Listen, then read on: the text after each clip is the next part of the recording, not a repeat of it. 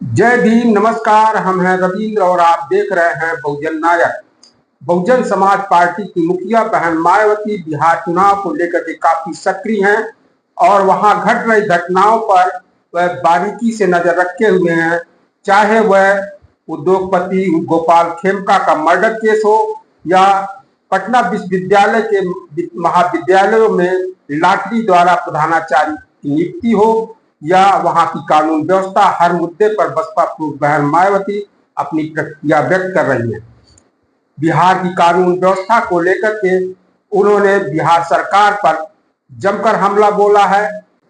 उन्होंने बिहार के मुख्यमंत्री नीतीश कुमार द्वारा घोषणा की चुनाव बाद सरकार बनने के बाद अगले 5 साल तक का 1 करोड़ नौकरी और रोजगार के वादे को खोखला बताया और हकीकत से दूर बताया है, जो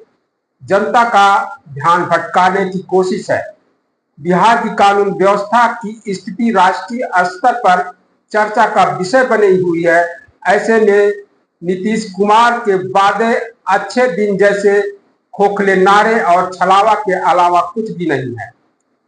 जनता विभिन्न पार्टियों के दावे, वादे और छलावा को अब भली भांति जानती है, फिर भी विरोधी पार्टियां ऐसी छल प्रपंच वाली राजनीति करने से बाज नहीं आती है और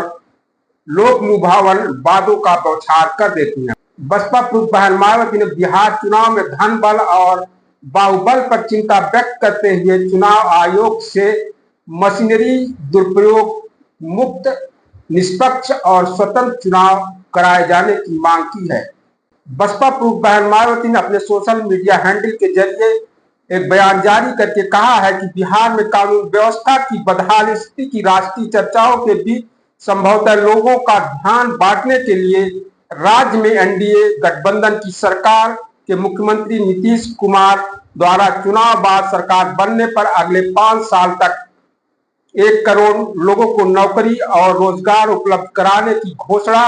वास्तव में लोगों को हकीकत से दूर, उनके अनुभवों के आधार पर अच्छे दिन जैसे जुमलेबाजी और चुनावी छलावा से ज्यादा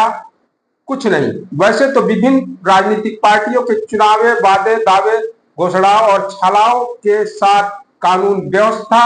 व कार्यकलापों आज को लेकर उनके चाल चरित्र व चेहरे आज को जनता भली भांति जानती है, फिर भी अपनी छल और छलावा की राजनीति की आदत से मजबूर ये विरोधी पार्टियां चुनाव से पूर्व इस प्रकार के